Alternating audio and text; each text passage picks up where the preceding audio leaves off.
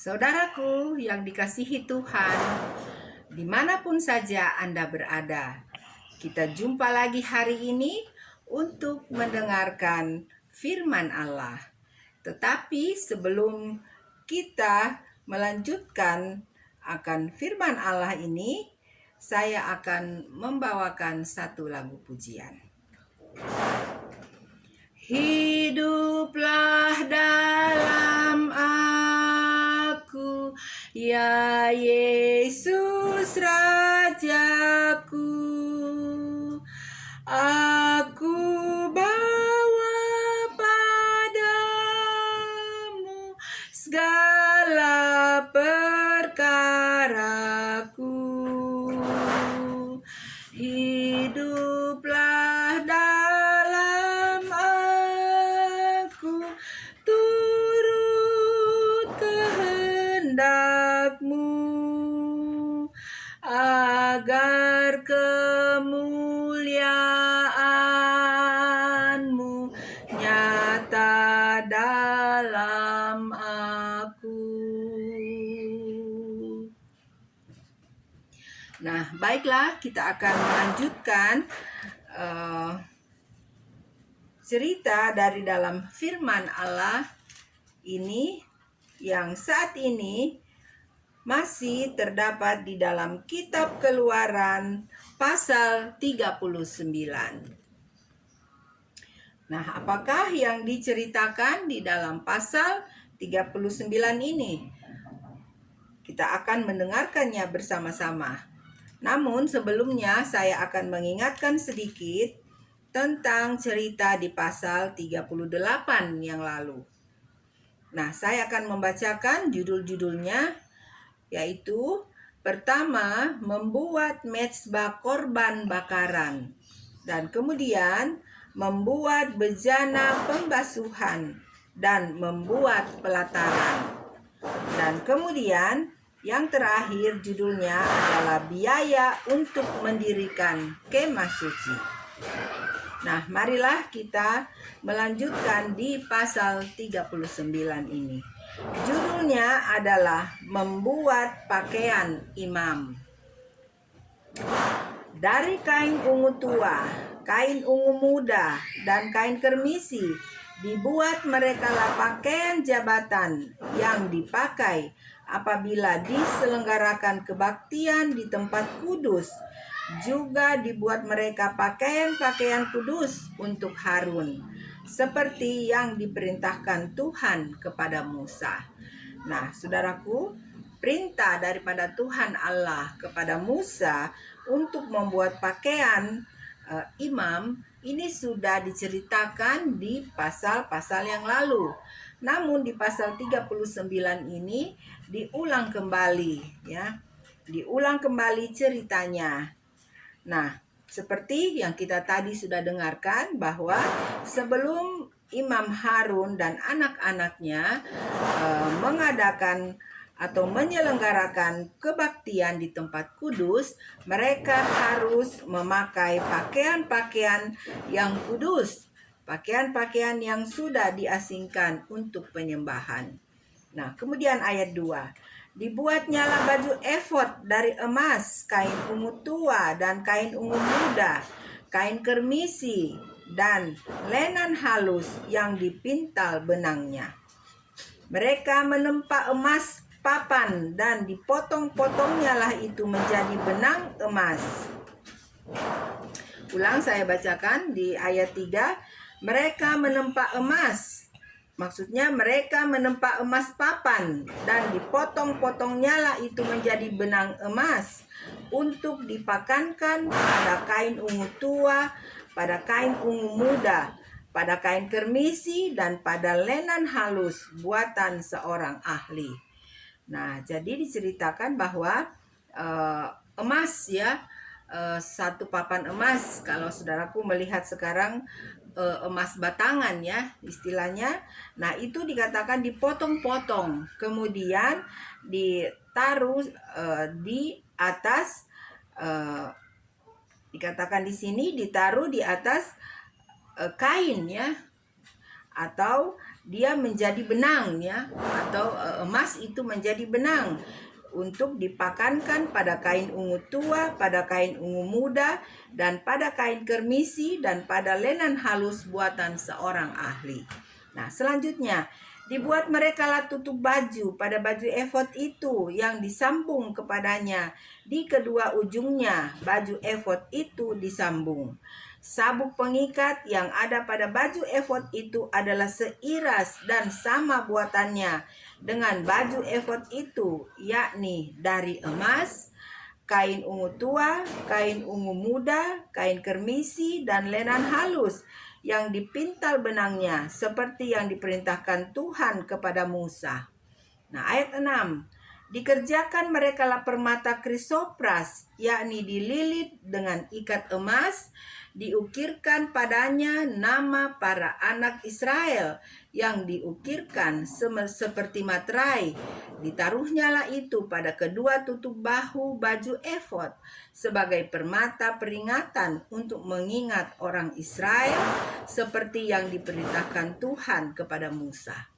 Nah, jadi di dalam baju daripada Imam Harun itu dikatakan ditaruh juga beberapa dikatakan di sini ditaruh juga beberapa permata ya.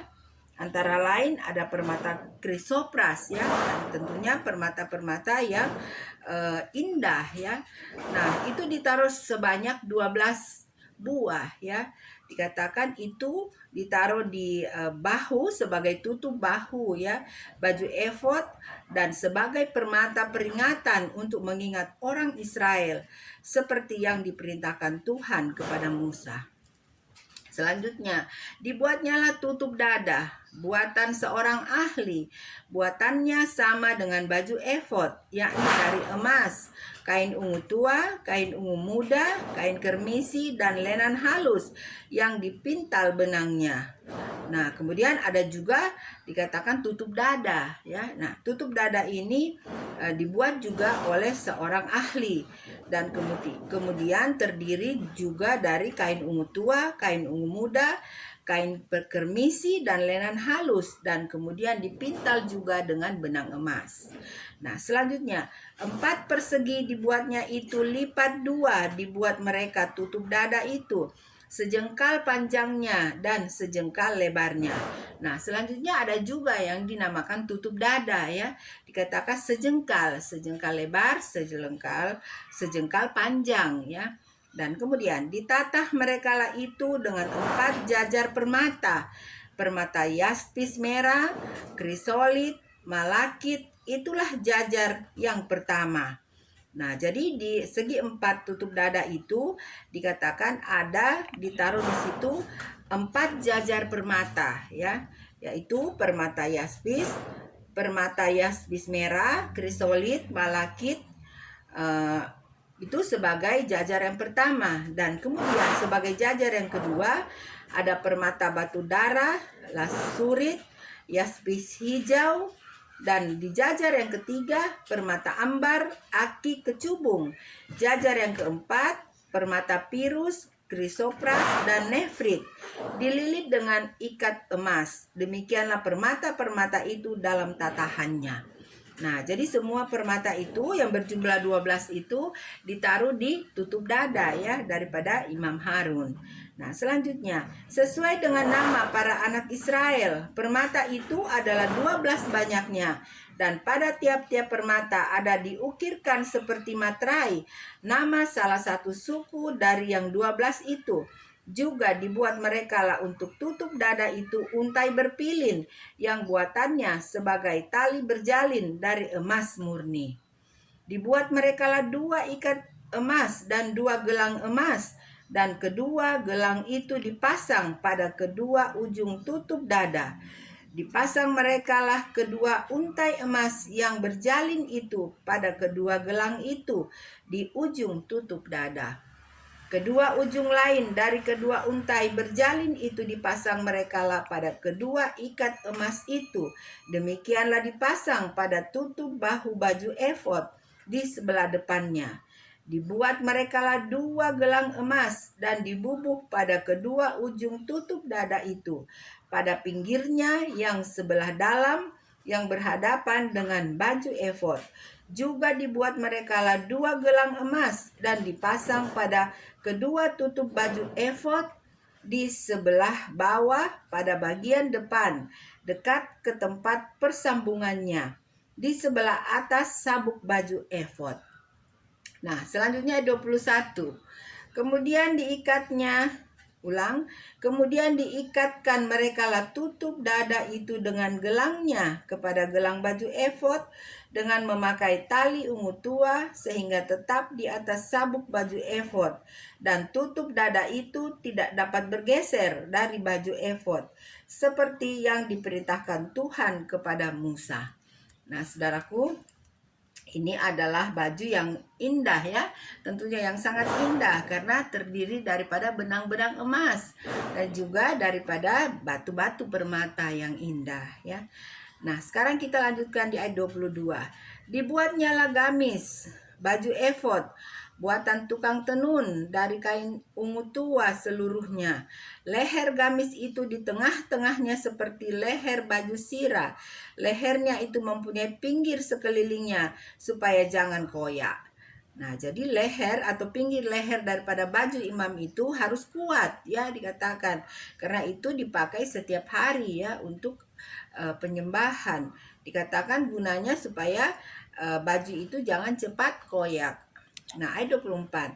Dibuat merekalah pada ujung gamis itu buah delima dari kain ungu tua, kain ungu muda, dan kain kermisi yang dipintal benangnya. Dibuat merekalah giring-giring dari emas murni, dan ditaruhlah giring-giring itu di antara dua delima, di antara buah delima.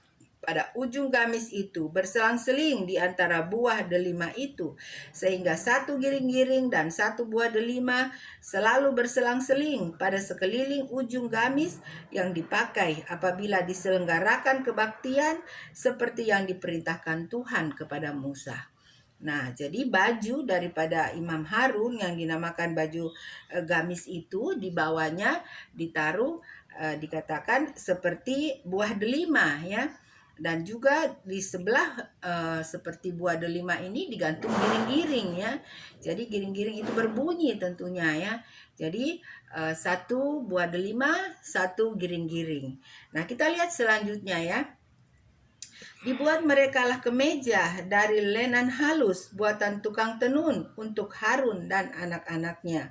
Serban dari lenan halus, destar yang indah dari lenan halus, celana lenan dari lenan halus yang dipintal benangnya, dan ikat pinggang dari lenan halus yang dipintal benangnya, kain ungu tua, kain ungu muda, dan kain kermisi, dan tenunan yang berwarna-warna seperti yang diperintahkan Tuhan kepada Musa. Nah, sekali lagi anak-anak Harun juga mempunyai baju ya. Baju-baju mereka juga seperti baju daripada Imam Harun, harus khusus ya. Dikatakan di sini ada yang bernama destar, kemudian ada yang seperti serban dari lenan halus, dan destar juga celana dikatakan serban dari lenan halus, destar yang indah dari lenan halus, celana lenan dari lenan halus yang dipintal benangnya, dan kemudian ikat pinggang ya dari lenan halus yang dipintal juga benangnya, dan kain ungu tua, kain ungu muda, kain kermisi. Nah, itulah semuanya bahan-bahan daripada baju daripada anak-anak Harun ya.